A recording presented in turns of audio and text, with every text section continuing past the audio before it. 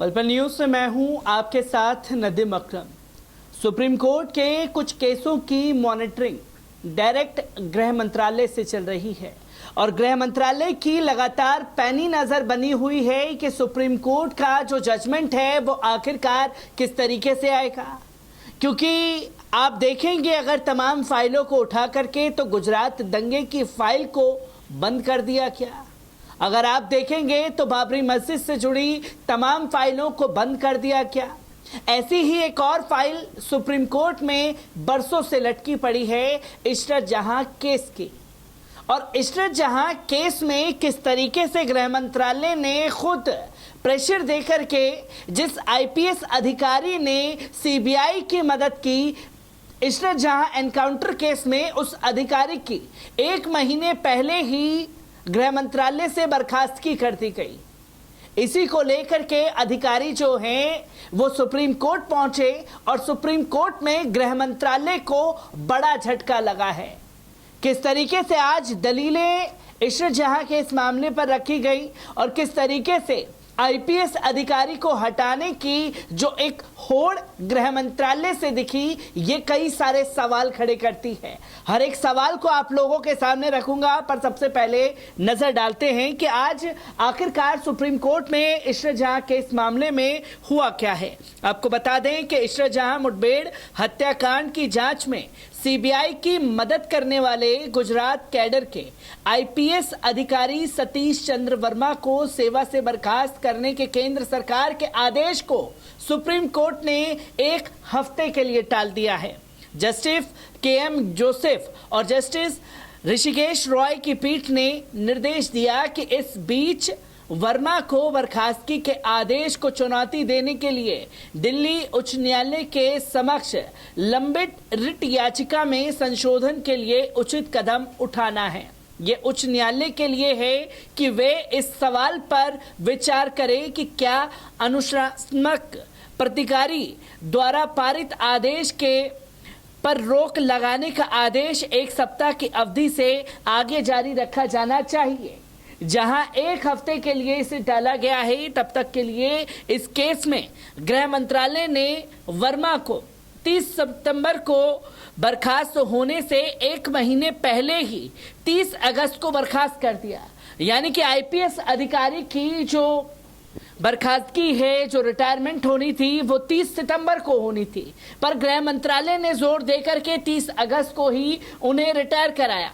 बर्खास्तगी के कारणों में से एक मीडिया से बात करना जिसने देश के अंतर्राष्ट्रीय संबंधों को प्रभावित किया शामिल है। इशरत जहां मामले की जांच में प्रताड़ना के आरोप से इनकार करते हुए वर्मा द्वारा मीडिया से बात करने के बाद 2016 में अनुशासनात्मक कार्रवाई शुरू की गई थी, जिसकी तस्वीरें लोगों के सामने आई।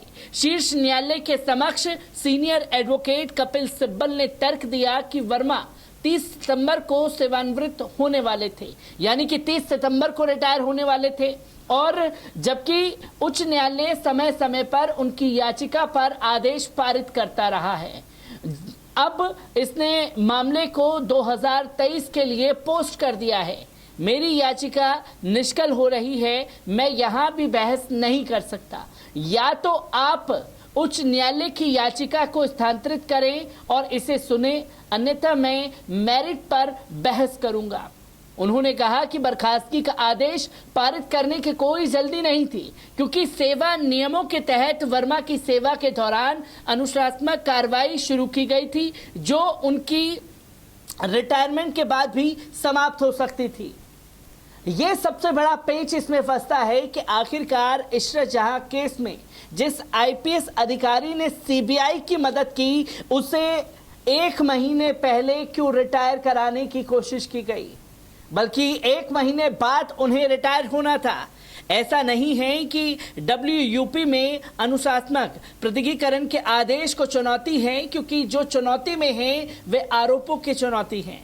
सिब्बल ने तर्क दिया कि रिट याचिका में आरोपों को चुनौती देने और रिट याचिका में संशोधन किए बिना या बर्खास्तगी के आदेश को चुनौती देने की मांग किए बिना वर्मा राहत के हकदार हैं।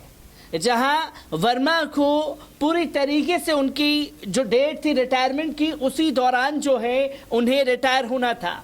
शुरुआत में बेंच ने सिब्बल से पूछा कि क्या सुप्रीम कोर्ट का दरवाजा खटखटाने से पहले उच्च न्यायालय से लीव ली है। सिब्बल ने बताया कि वर्मा 30 सितंबर को सेवानिवृत्त होने वाले हैं और जबकि उच्च न्यायालय समय समय पर उनकी याचिका पर आदेश पारित करता रहा है, अब इसने मामले को 2023 के लिए पोस्ट कर दिया है। मेरी याचिका विफल हो रही है। पीठ ने कहा कि क्या आरोपों से बच सकते हैं, किसी भी कारण से इसे पारित कर दिया गया है। अपने एसएलपी दायर किए लेकिन आदेश पहले ही पारित हो चुका है।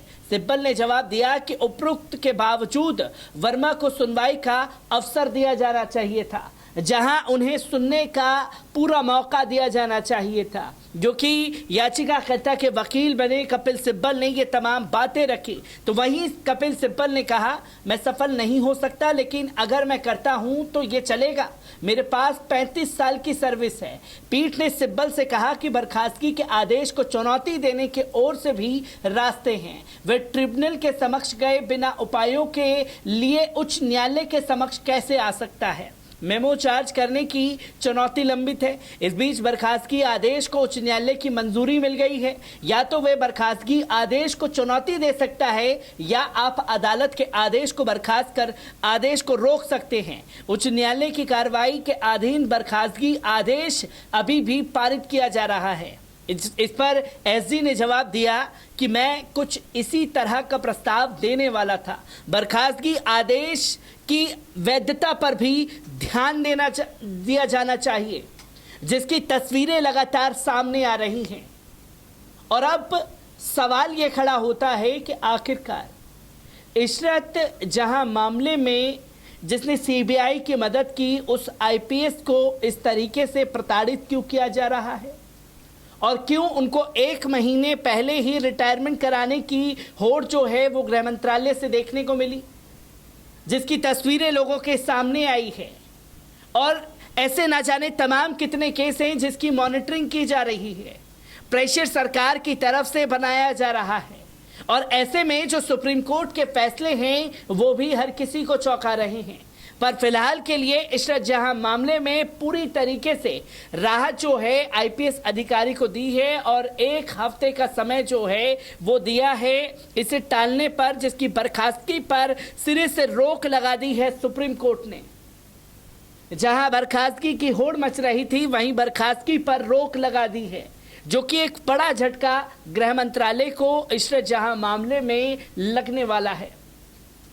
और इसके लिए तमाम याचिकाएं, तमाम सुनवाई अभी और भी चलने वाली हैं। मैं हर एक चीज़ को आपके साथ बारीकी से साझा करता रहूंगा। दीजिए इजाज़त, शुक्रिया।